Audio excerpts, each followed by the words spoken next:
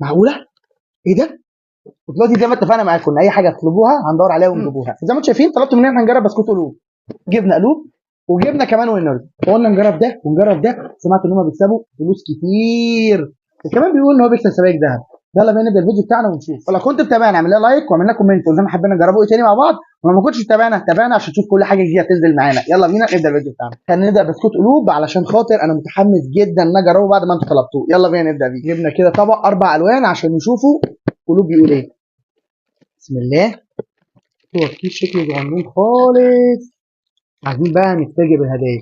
يلا بينا نبدأ بأول كيس ونقول بسم الله. أول ورقة فاضية يا جماعة، ما كتبتش أي حاجة. فاضية 50 جنيه لعبة. تاني كيس